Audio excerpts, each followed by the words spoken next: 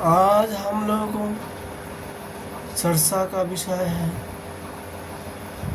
भगवान श्री कृष्ण का रास 30 अध्याय। श्री कृष्ण जी का विरह में गोपियों का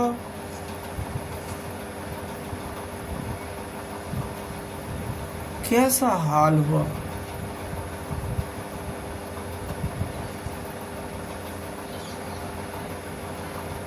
श्री सुखदेव जी वर्णन करते हैं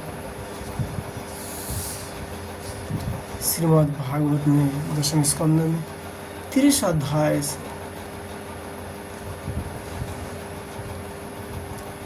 श्री शुगोवाच अंतर्हिते भगवतीं सहसैव प्रजङ्गणः अनप्यस्तमोचक्षणां करिन् इव ईजूतोपम्।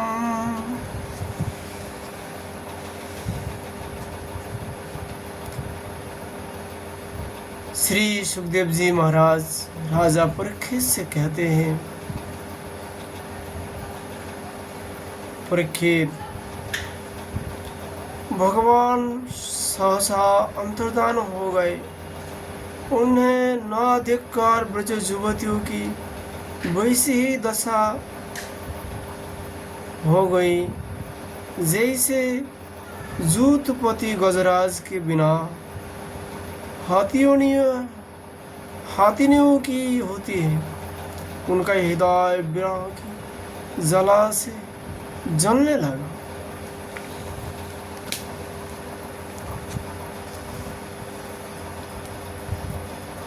भगवान श्री कृष्ण की मधुन्मत्तों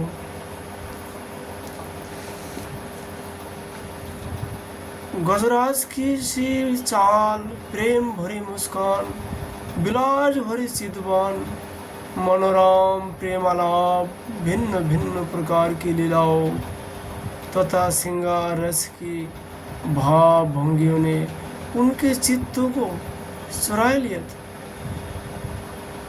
वे प्रेम की मद वाली गोपियाँ श्री कृष्णमय हो गई और फिर श्री कृष्ण की विभिन्न चेष्टाओं का अनुकरण करने लगा। अर्थात भगवान श्री कृष्ण से लीला किया, वो लीलाओं का गायन करने लगे तथा अनुकरण करने लगे। आपने प्रेममय श्री कृष्ण की चाल ढाल, हास विलास और सिद्धवान बोलो न आदि में श्री कृष्ण की प्यारी गोपियाँ उनके समानी बन गई। उनके शरीर में भी वही गोती मोती, वही भाव भंगी उतार आई।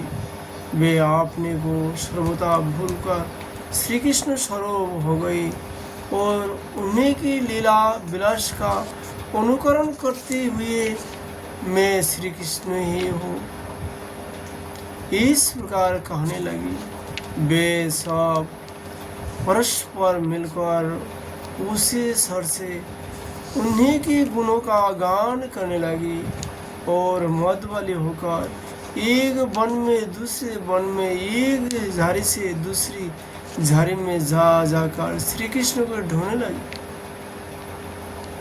परीक्षित, भगवान श्री कृष्ण कहीं दूर थोड़ी गए थे। वे तो समस्त जड़ चेतन पदार्थों में तथा उनके बाहर भी आकाश के समान एक रास स्थिति है। वे वही थे, उन्हीं में थे, परंतु उन्हें न देखकर गोपियाँ वनस्पतियों से, पेड़ पौधों से उनका पता पूछने लगी।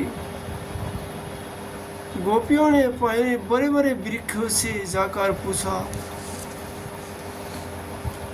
दृष्टो वा कुच्छित अश्वतो विलक्षण्याग्रदो नो मनः नंद सुनुगत हित प्रेम हास बलकनोई।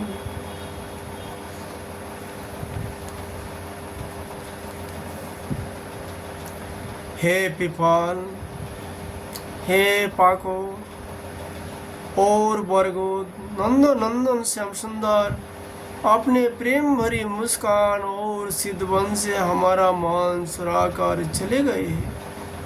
क्या तुम लोगों ने उन्हें देखा है? क्वचित कूरो बाको अशोक नाग पुन्नग चंपका, राम जो मानिने नाम तो दर्पोरोश में तो कुर्बाग अशोक नाग किशोर पुन्नाग और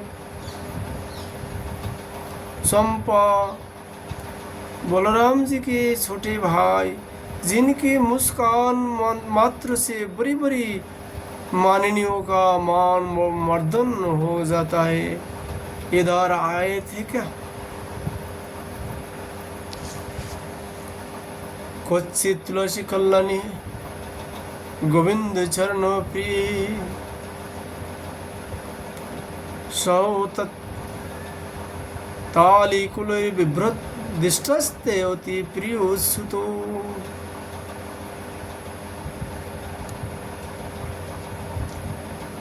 अब उन्होंने स्त्री जातियों के पौधे से कहा, बहन तुलसी, तुम्हारा हृदय तो बड़ा कोमल है, तुम तो सभी लोगों का कल्याण चाहती हो। भगवान के चरण में तुम्हारा प्रेम तो है ही, वे भी तुमसे बहुत प्यार करते, तभी तो भोरों की मडराते रहने पर भी वे तुम्हारी माला नहीं उतरते, सर्वदा पहने रहते हैं। क्या तुमने अपने परम प्रियतम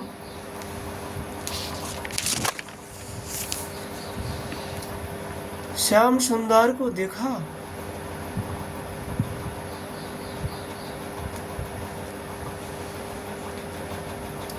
माला तो दोरसी बा कुछ मल्लिक जाति जितिकी, पृथ्वी जनन जातो करे स्पर्श माधवो।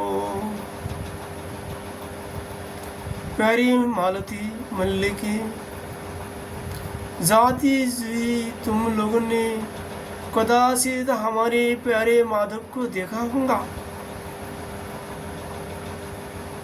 क्या वे अपने कोमल कर से स्पर्श करके तुम में आनंदित करते हुए उधर से गए हैं, इधर से गए हैं क्या? चूतो प्रियालो पनुषा शनो को बीदारो,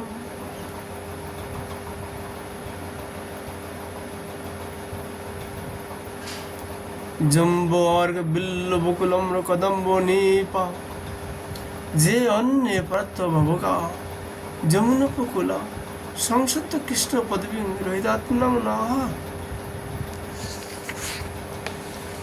रसाल पियाल कटहल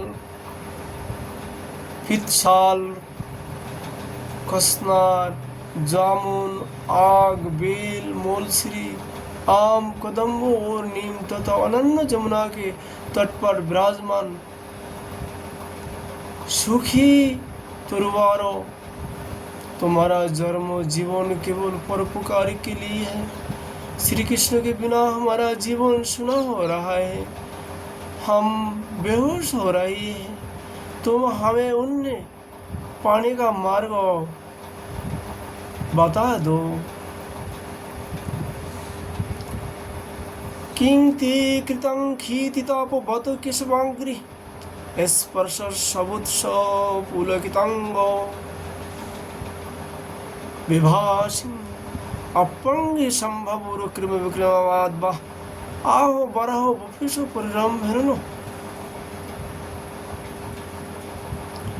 भगवान की प्रेयसी पृथ्वी देवी, तुमने वैसी कौन सी तपस्या की है कि श्री कृष्ण के चरण कमल के स्पर्श प्राप्त करके तुम आनंद से भर रही हो और तीर्णलता आदि के रूप में अपना रोमांस प्रकट कर रही हो। तुम्हारा यह उल्लास विलास श्री कृष्ण के चरण स्पर्श के कारण है, अथवा वामन अवतार में विश्व रूप धारण करके उनने तुमने जो नापा था उसका कारण है। कोई उनसे भी पहले बड़ा हो भगवान के अंगों संगों के कारण, तो तुम्हारी यह दशा नहीं हो रही है।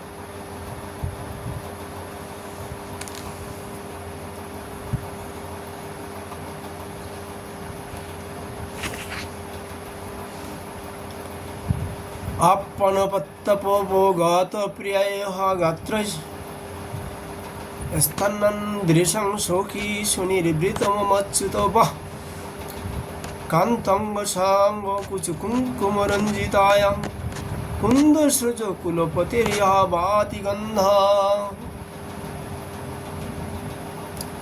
अरे सखी, हरिणियो हमारे श्याम सुंदर को अंग संग से सुषमा सौंदर्य की धारा बहती रहती है। वे कोई अपने प्राण प्रियो के साथ तुम्हारे नयनों को परमानंद का दान करते हुए इधर से ही तो नहीं गए हैं।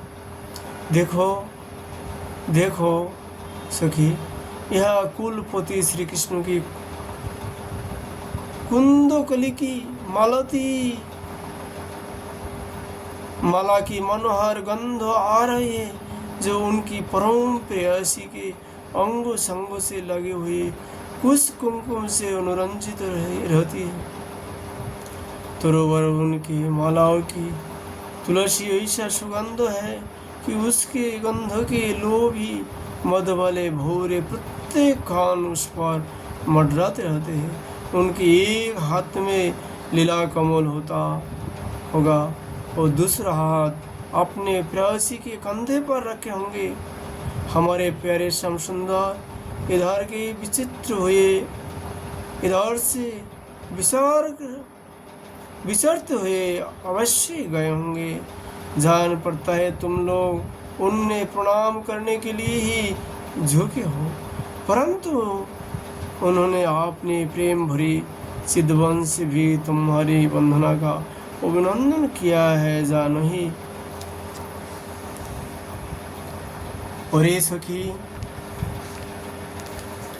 इन लताओं से पूछो, ये अपने पोती वृक्षों को वे जो पास में बात कर आलिंगन किए हुए है, इसी से क्या हुआ? इनके शरीर में जो फुलुक है, रोमांस है, वहाँ तो भगवान के नौखों के स्पर्श से ही है। ओहो, इनका कैसा सौभाग्य है।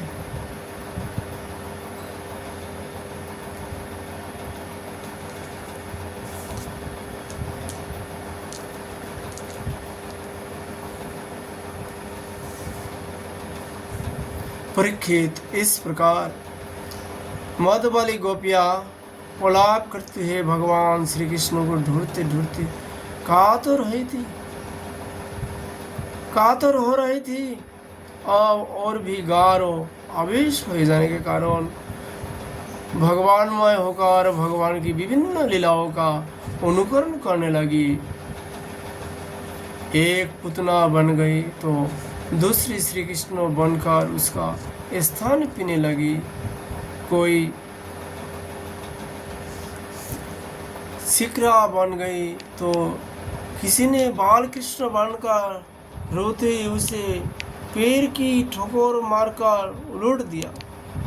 कोई सखी बाल कृष्ण बनकर बैठ गई तो कोई तीनवत्तो दत्तों का रूप धारण करके उसे हर ले गई।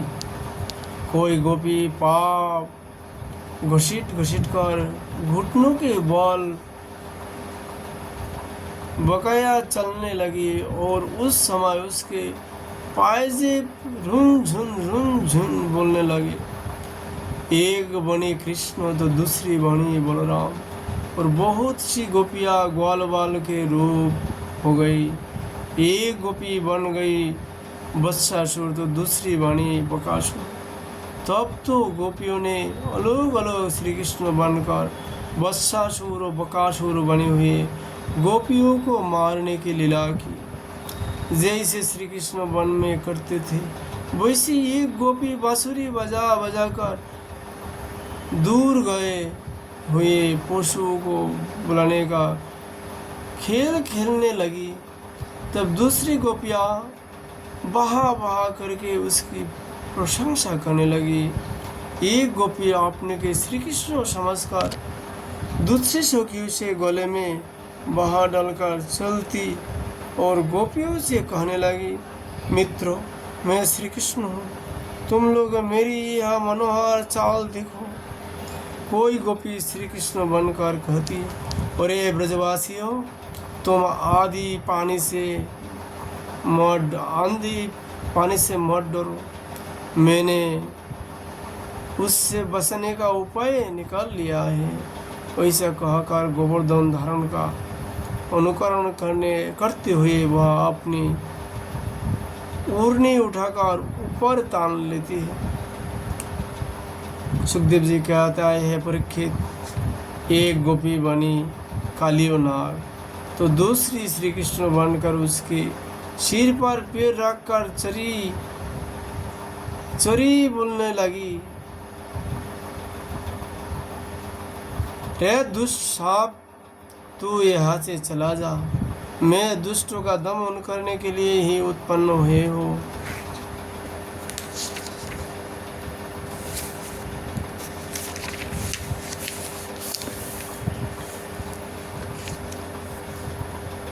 इतने में एक गोपी बोली, अरे ग्वालो, देखो वन में बड़ी भयंकर आग लगी है, तुम लोग जल्दी से जल्दी अपने आंखें मूंद लो, मैं अनायासे ही तुम लोगों की रक्षा कर लूँगा।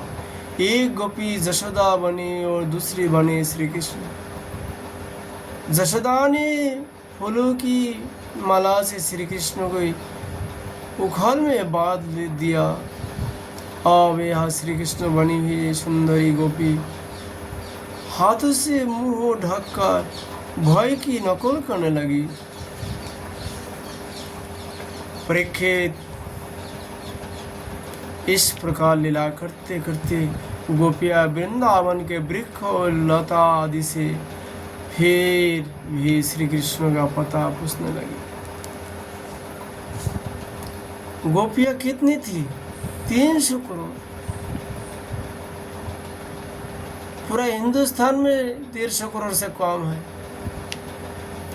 300 करोड़ इस ब्रज में कैसे राज किया? 300 करोड़ भगवान श्री कृष्ण जी को 300 करोड़ गोपियों ने ढूंढने लगी।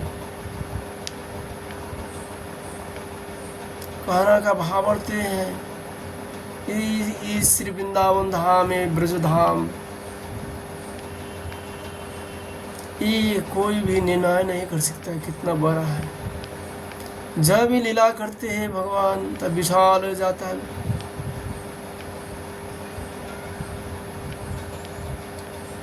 तीन 300 कोटि गोपियों ने भगवान श्री कृष्ण जी के एक साथ ढूंढने लगे। उसी समय उन्होंने एक स्थान पर भगवान के चरण चिन्ह देखे। वे आपस में कहने लगी, अवश्य ये चरण चिन्ह उदार शिरोमणि नंद नंदन श्याम सुंदर के है, क्योंकि इनमें ध्वजा, कमल, वज्र, अंकुश और जो आदि के चिन्ह स्पष्ट ही देख रहे हैं। उन चरण चिन्हों के द्वारा ब्रजवल्लभ भगवान को ढूंढते हुए गोपियां आगे बढ़ी। तब उन्हें श्री कृष्ण के साथ किसी ब्रज युवतियों के भी चरण चिन्ह देख पड़े। उन्हें देखकर वे व्याकुल हो गई और आपस में कहने लगी, जैसे हथिनी अपने प्रियतम गजराज के साथ गई हो, वैसे ही नंदन श्याम सुंदर जी के साथ उनके कंधे पर हाथ रखकर चलने वाली किस बड़भागिनियों की ये चरण चिन्ह है। अवश्य ही सर्वशक्तिमान भगवान श्री कृष्ण की यह आराधिका होगी। इसलिए इस पर प्रसन्न होकर हमारे पुराने प्यारे श्याम सुंदर ने हमें छोड़ दिया और इसी एकांत में ले गए हैं।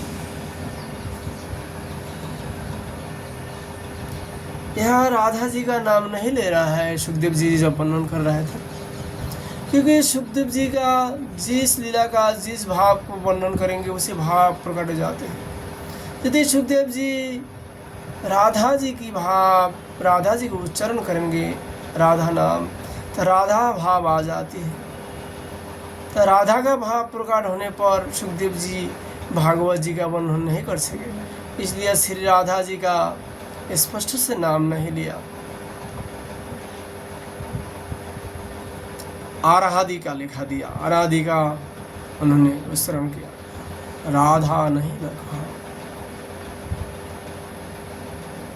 यदि उन्होंने राधा जी का स्पष्ट से नाम लेता हो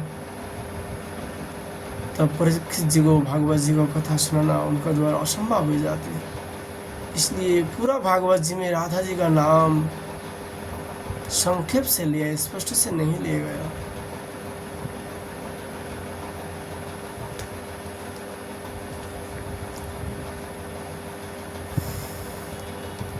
प्यारे सखियों, भगवान श्री कृष्ण अपने चरण कमल से जिस रस का स्पर्श कर देते हैं वह धन्य हो जाते हैं, उसके अहोभाग्य है, क्योंकि ब्रह्मा, शंकर और लक्ष्मी आदि भी अपने अशुभ नष्ट करने के लिए उस रस को अपने सिर पर धारण करते हैं। और ये सखी चाहे कुछ भी हो, यह जो सखी हमारे सर्वसा श्री कृष्ण को एकांत में ले जाकर अकेले ही उनकी अधूर सुधा का रस पी रही है, इस गोपी के उभरे हुए चरण चिन्ह तो हमारे हृदय में बड़ा ही हो उत्पन्न कर रहे हैं। यह उस गोपियों को पैर नहीं दिखाई देती, मालूम होता है यह प्यारे श्याम सुंदर ने देखा होगा कि मेरी प्रेयसी के सुकुमार चरण कमल में घास की नोक गढ़ती होगी, इसलिए उनने उसे अपने कंधे पर चरा लिया होगा। सखियों, यहाँ देखो प्यारे श्री कृष्ण के चरण चिन्ह अधिक गहरे बाल में धसे हुए हैं। इससे सूचित होता है कि यहाँ वे किसी भारी वस्तु को उठाकर चले, उसी की बोझ से उनके प्यार जमीन में धस गए हैं। हो ना हो यह उस कामिनी अपने प्रियोतमा को अवश्य कंधे पर चढ़ाया होगा।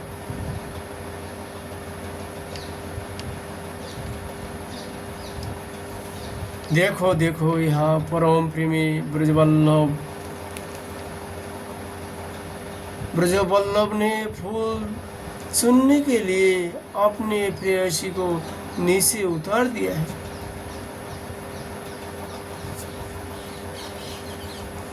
और यहाँ परम प्रियतम श्री कृष्ण ने अपने प्रेयसी के लिए फूल चुने। उचूक उचूक कर फूल तोड़ने के कारण यह उनके पंजे तो धरती में गिरे हुए हैं और उड़ी का पता ही नहीं है। परम प्रेमी श्री कृष्ण ने कामी पुरुष के समान यहाँ अपने प्रेयसी के केश संवारे हैं। देखो अपने चुने हुए फूलों को प्रेयसी की चोटी में गूंथने के लिए ही वे यहाँ अवश्य ही बैठे रहे होंगे। सुखदेव जी राजा परीक्षित से कहते हैं, परीक्षित, भगवान श्री कृष्ण आत्माराम है,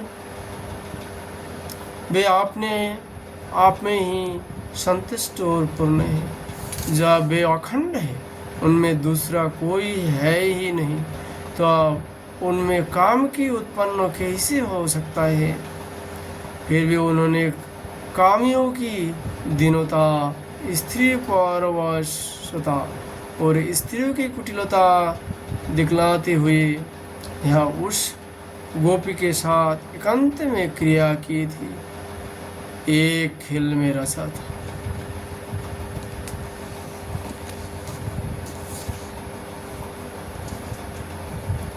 इस प्रकार गोपियाँ मद वाली सी होकर आपने शुद्ध बोध खोकर एक दूसरे की भगवान श्री कृष्ण के चरण चिन्ह दिखलाते हुए वन में भटकते रही थी। इधर भगवान श्री कृष्ण दूसरी गोपियों को वन में छोड़कर जिस भाग्यवती गोपियों को एकांत में ले गए थे, उसने समझा कि मैं ही समस्त गोपियों में श्रेष्ठ हूँ। इसलिए तो हमारे प्यारे श्री कृष्ण दूसरी गोपियों को छोड़कर जो उन्हें इतना चाहती है, केवल मेरा ही मान करते हैं, मुझे ही आदर दे रहे हैं।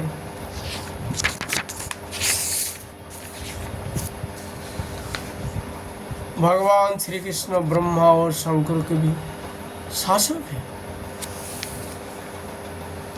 वह गोपी वन में जाकर अपने प्रेम और सौभाग्य के मत से मतवाली हो गई और उनने श्री कृष्ण से कहने लगी,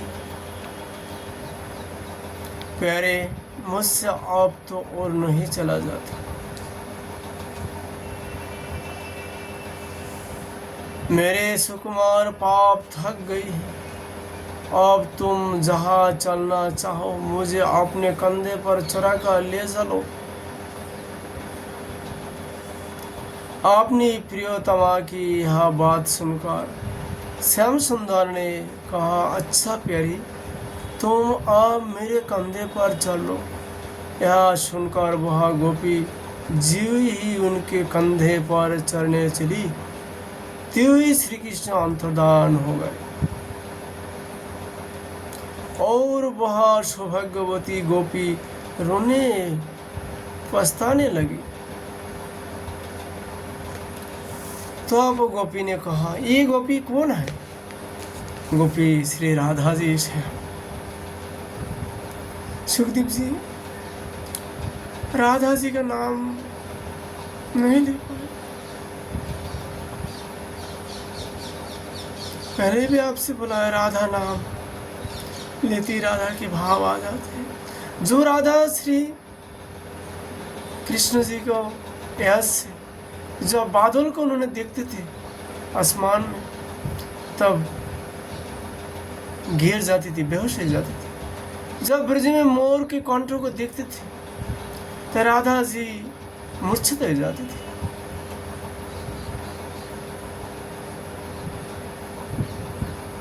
आज ऐसी भाव सुखदेव जी को आ जाएंगे यदि राधा जी का नाम ले ले, इसलिए उन्होंने राधा नाम नहीं लिया कि वो गोपी भाव से संवादन किया।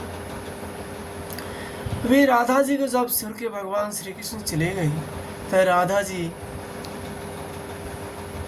पुकारने लगे, हानात रमन पृष्ठ क्वाशी क्वाशी महाभूज दास्यस्ति कृपणया मे सखी दर्शय सन्निधिम। हे नाथ, हा रमन, हा पृष्ठ, हा महाभुजो, तुम कहाँ हो, कहाँ हो? मेरे सखा, मैं तुम्हारी दीनहीन दासी हूँ, शीघ्र ही मुझे अपने सन्निध का अनुभव कराओ, मुझे दर्शन दो। सुखदेव महाराज परीक्षित जी से कहा, हे परीक्षित, गोपियाँ भगवान के चरण चिन्हों के सहारे उनके जाने का मार्ग ढूंढते ढूंढते वहाँ जा पहुँची। थोड़ी दूर से ही उन्होंने देखा कि उनकी सखी अपने प्रियतम के वियोग से दुखी होकर अचेत हो गई है।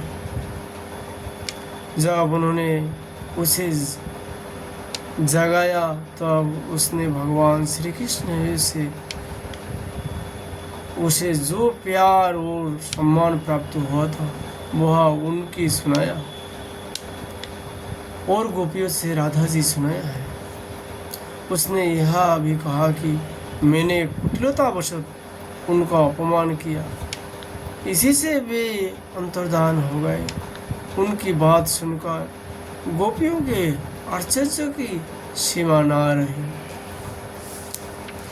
इसके बाद वन में जहाँ तक चंद्रदेव की चांदनी छिटक रही थी वहाँ तक वे उन्हें ढूंढते हुए गई, परंतु जब उन्होंने देखा कि आगे घना अंधकार है, घोर जंगल है, हमें ढूंढती जाएगी तो श्री कृष्ण और भी उसके अंदर घुस जाएगी, तो वे उधर से लौट आई। परीक्षित, गोपियों का मन श्री कृष्ण मय हो गया था। उनकी वाणी से कृष्ण चर्चा के अतिरिक्त और कोई बात नहीं निकलती थी। उनके शरीर में केवल श्री कृष्ण के लिए और केवल श्री कृष्ण की शिष्टा हो रही थी। कहता है कहो, उनका रोम रोम, उनकी आत्मा श्री कृष्णमय हो रही थी। वे केवल उनके गुणों और लीलाओं का ही गान कर रही थी और उनमें इतनी तन्मय हो रही थी कि उनके अपने शरीर की भी सुध नहीं थी। फिर घर की याद कौन करता है।